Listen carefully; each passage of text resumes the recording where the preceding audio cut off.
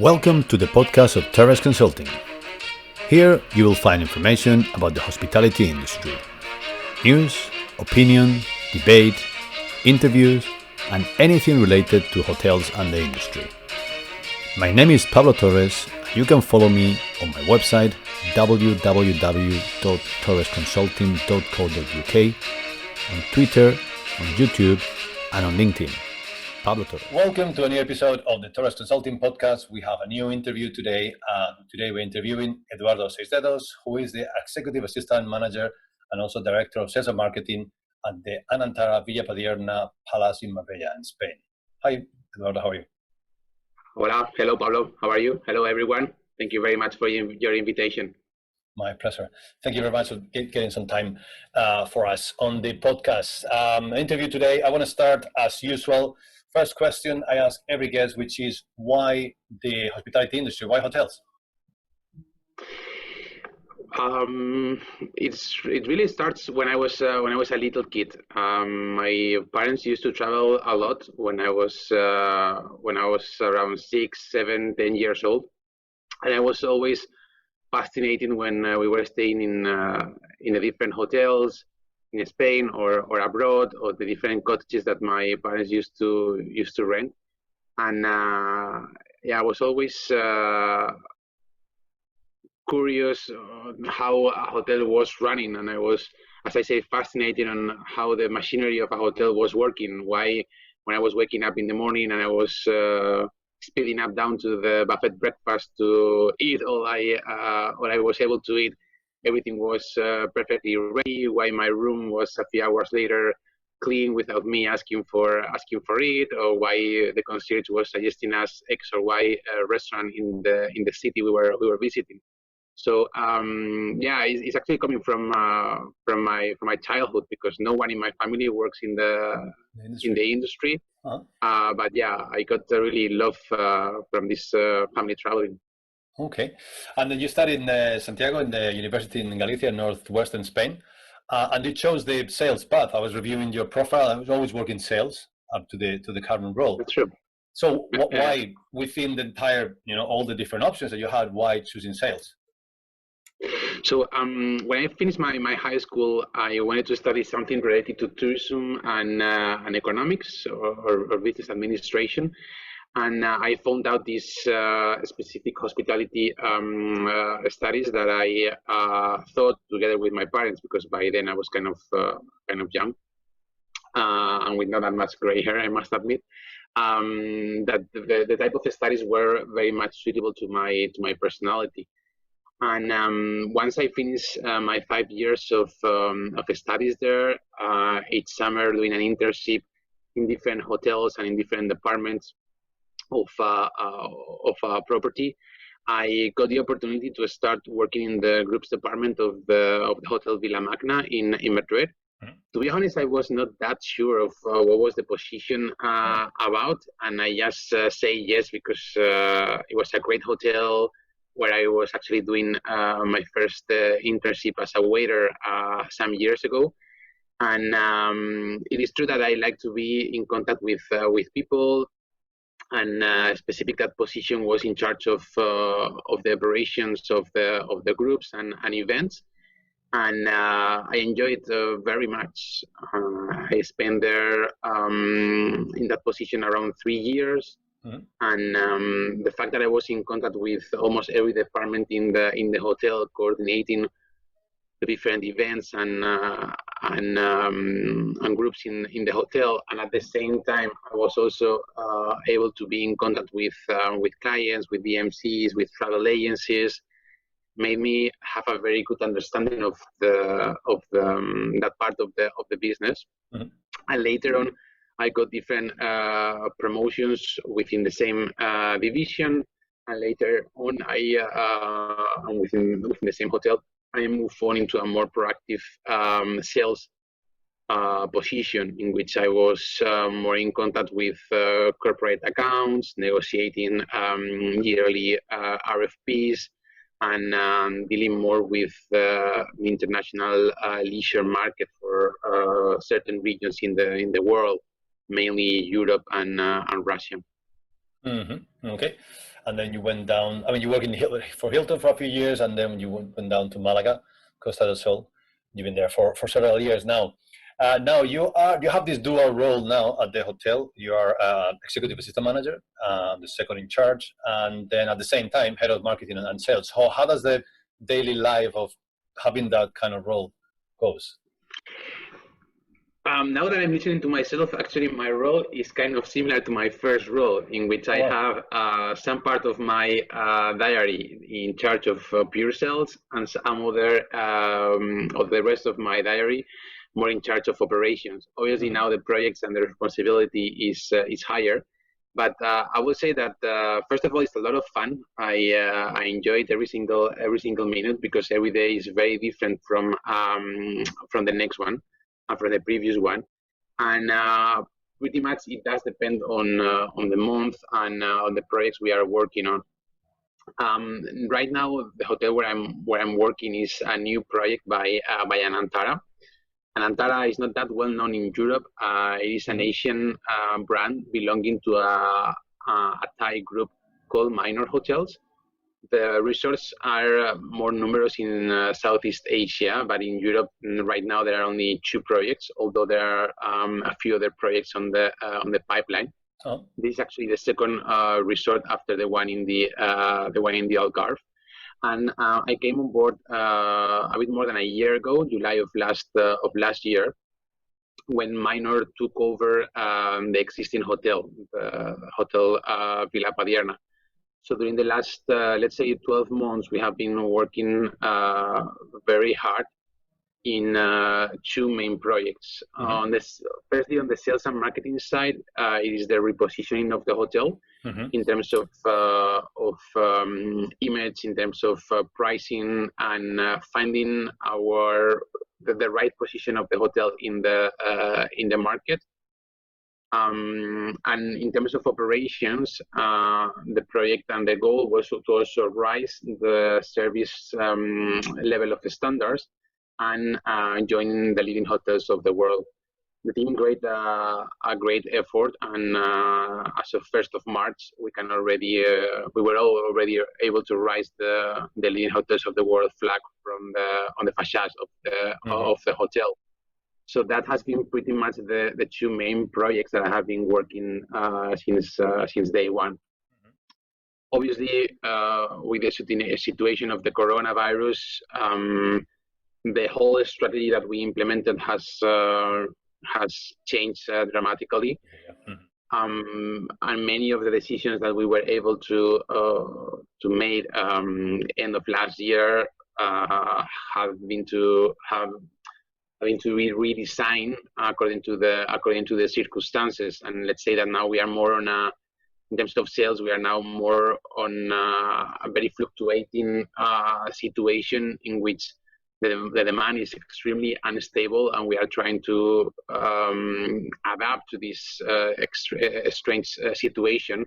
And especially since we are now finishing the summer, trying to try to optimize the season and the demand for the season, which, as I said, has been extremely unpredictable, with different outbreaks coming in Spain, different feeder markets, mainly the UK, rising quarantine measures or alerts for travelers not to come to the country. And on the other hand, on that other cap that I have as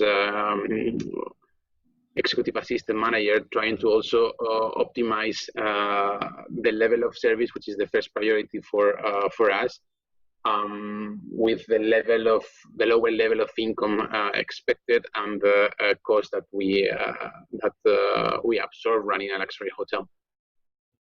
Which is, as you're saying, like pretty challenging now in the current scenario. So yeah, I'll be following up on what you were saying. Anantara, part of Minor Hotels Group. People listening maybe to this podcast episode might know Minor, owner of NH Hotels as well. So that might be resonating for most of the Spanish or Latin American market. And the Villa Padierna, 132 rooms and surrounded by 3 golf courses, which now it's, as you're saying, is a challenging scenario when the high season finishes, and now it's a matter of, if there is enough demand in the coming months to for those usually Northern European golfers, right, coming to the Costa del Sol. Yeah. Mm-hmm. I mean, in general, the feeder market for Costa del Sol is UK, followed by, and depending on the hotel, Central European nationalities, Americans and Russians. Americans tend to travel predominantly during the summer. You don't see that many during the winter. But yeah, Central European and especially UK are the top nationalities here. Okay. And throughout your career, 20 years evolving and developing, promoting from job to job, anyone that you might remember that helped you, maybe when you were studying or in your first step or lately, it could be like a mentor or an example that you can remember?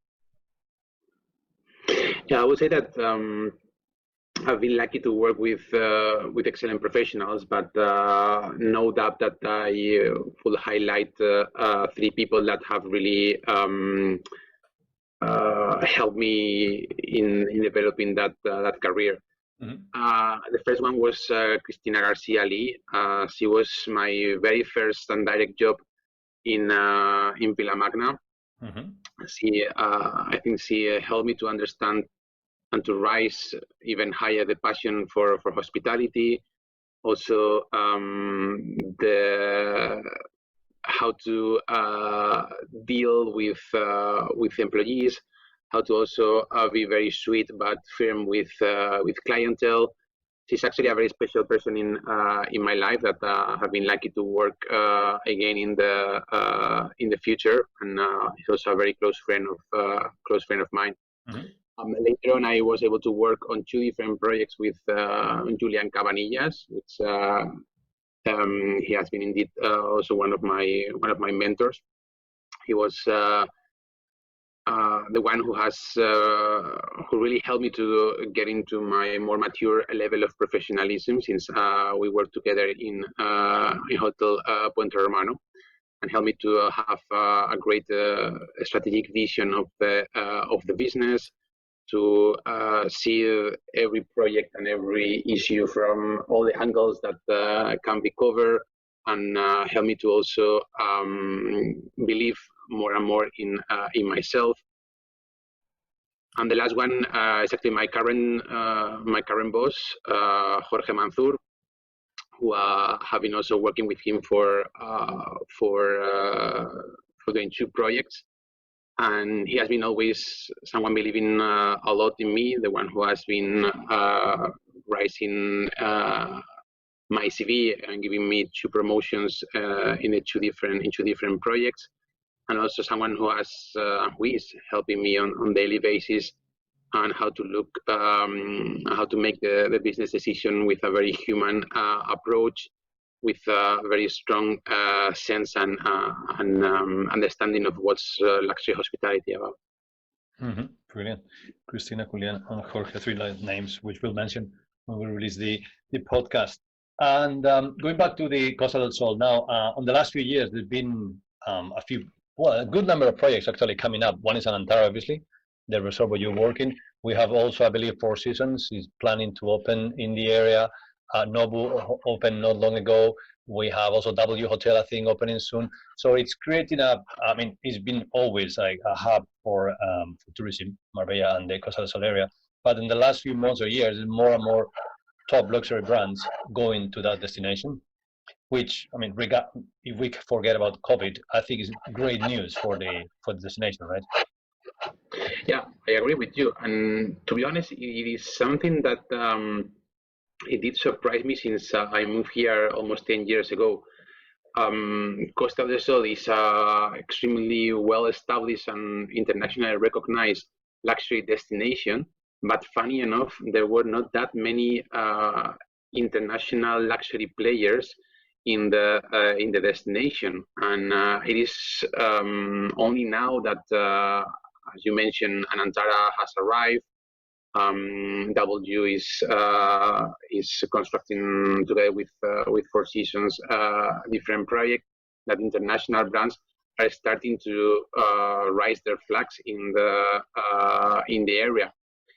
The area is very vibrant, and especially since the last I would say 5 years, existing legendary hotels like Marbella Club or Puente Hermano, Don Pepe, have been investing in the properties and raising the level of the hotels, because no doubt that I think the destination itself was a little bit living on its past and not offering anything exciting to travelers, and they were a bit sleeping, no, as we say in Spanish. It is not only until these hotels started to do a bit of an update on their facilities that other international brands have been also attracted to this demand that these new trades have been creating. And it's not only about hotels. I would say that other individual beach clubs, restaurants, and other more secondary players, but local players in the area, which obviously they play a very important role, have been also able to adapt, to reinvent themselves, and to update what they are proposing. Because no doubt that nowadays, and obviously forgetting about the COVID, travelers have many more options to travel all around the world. Let's say that the world is smaller than it used to be 10, 15 years ago, with more options to travel anywhere else, cheaper deals, with more accommodation options.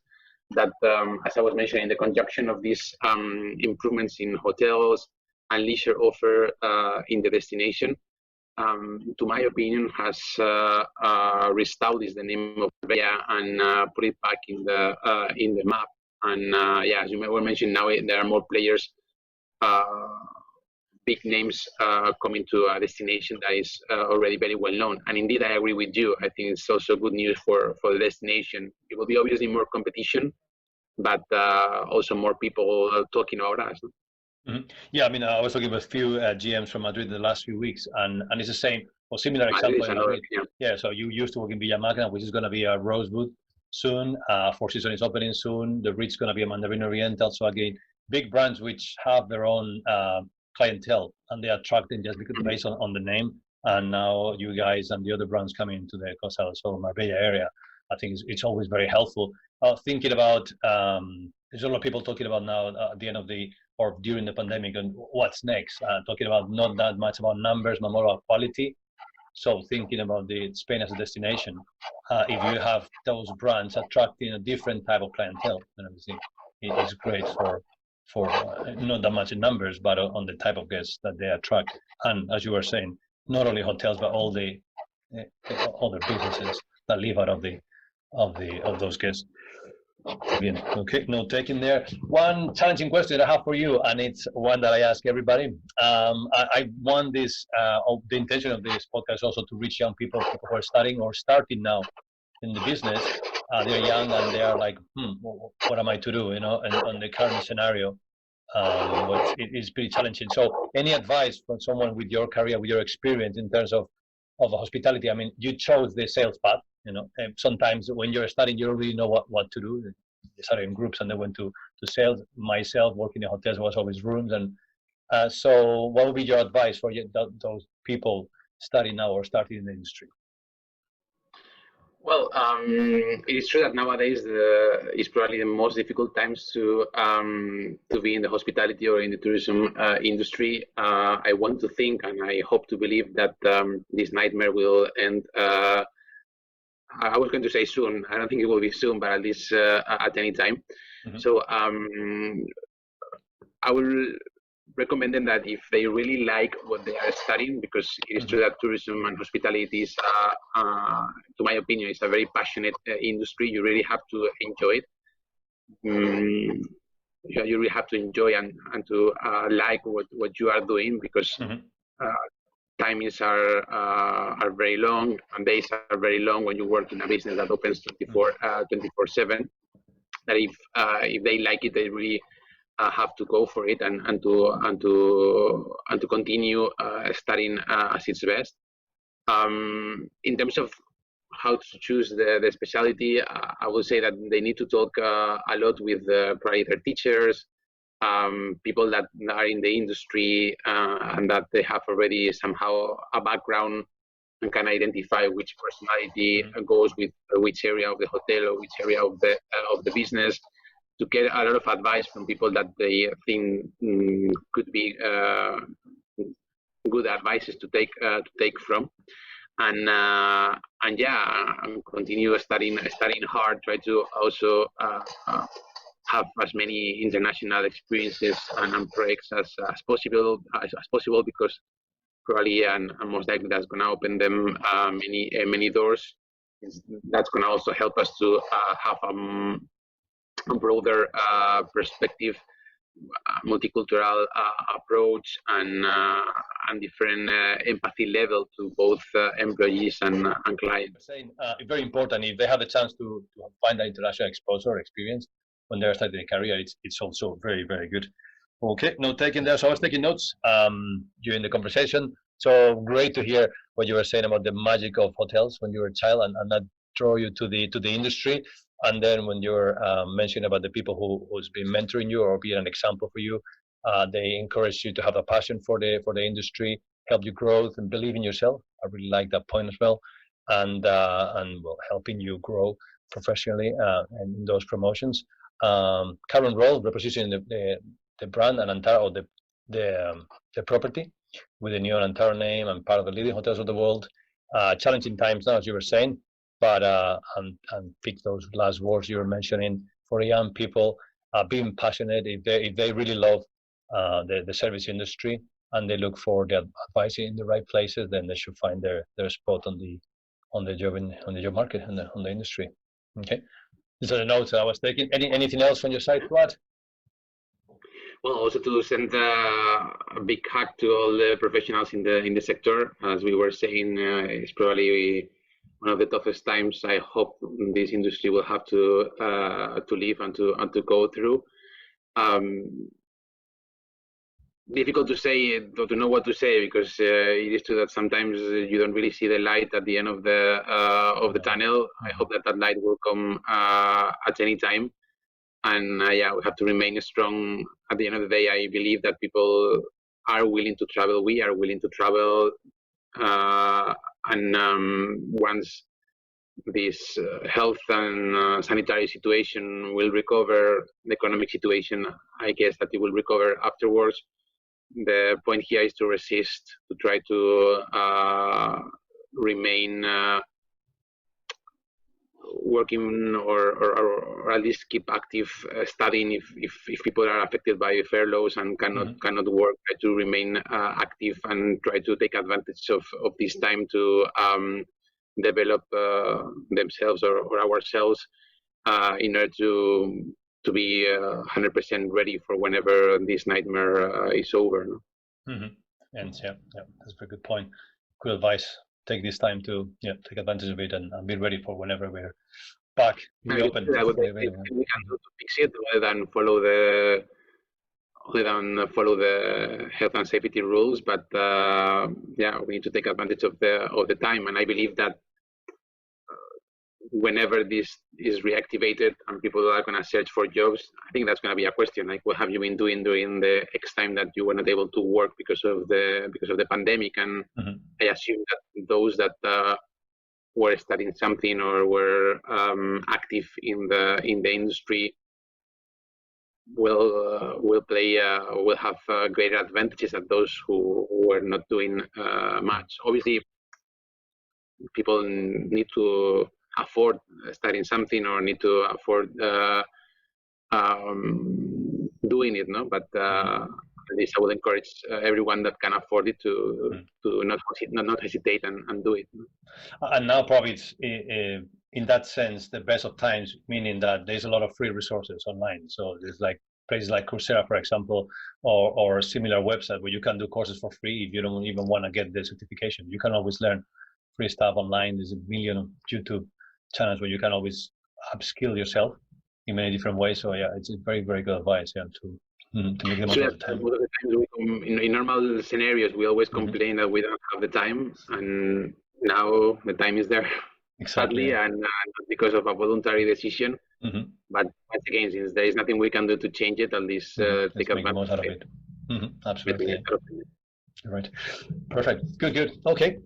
that's it from my side. I really like the advice you've given there. So hopefully people will take advantage of your advice. Actually, you were saying listen to the people who give good advice. Well, you have a great experience and profile. So hopefully people will listen to your advice in there. Again, thank you very much for your time. Okay. And thank you, Pablo. Thank you for your time. And thank you for the initiative as well. My pleasure. Okay. Thanks a lot. Cheers. Thank you, everyone. Bye-bye. That was all for now. Hope you found it useful. Remember that you have more information on our website www.torresconsulting.co.uk, on LinkedIn, on YouTube, and Twitter. Stay well. Goodbye for now.